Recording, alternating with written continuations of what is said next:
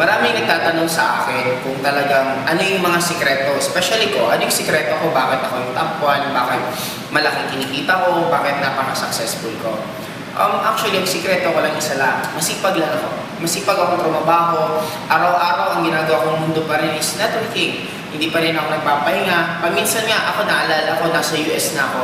Nasa US ako, kachat ko yung mga downline ko, minomonitor ko yung team building nila. Just imagine mo, nasa US na ako, nagbabakasyon ako, pero nagtatrabaho pa rin ako. Akala ng iba, meron kaming ganito. Ano to? Magic words para yung kausap namin sumali. Parang pag meron kaming ginagawa na pag lahat ng kausapin namin sumasali, actually it's not true. Bakit? Hanggang ngayon, sa laki ng result ko, nare-reject pa rin ako. Nai-Indian ako, meron pa rin hindi sumasali, hindi naniniwala sa akin. Guys, ito na lang. Lahat tayo, kaya nga tayo nag-networking company kasi gusto natin leverage. Gusto natin mas mapadali yung pagyaman natin. Gusto natin magawa ng maganda at mabilis. Ngayon, kung meron akong magic word na ginagawa, hindi nyo na ako makikita mag-OPP.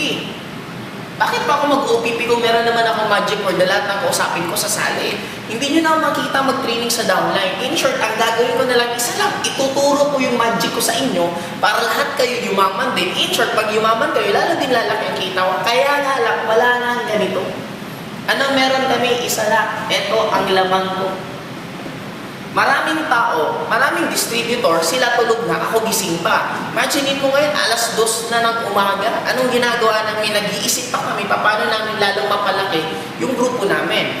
May mga ibang tao na tulog pa, ako gising na naman. Bakit? Tumatrabaho na naman ako. May ibang taong kinakausap isang araw isa, ako 10. Yun ang laman ko, bakit ako?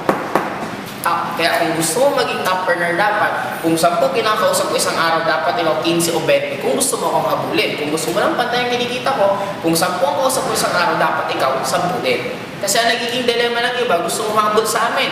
Ang kinakausap nga namin 10, siya naman isa. O paano ka habol mo? Kung kami tumatakbo, ikaw naglalakad. Dapat kung kami tumatakbo, ikaw nagbumotor. In short, uulitin ko, ang sekreto namin isa lang. Masipag lang.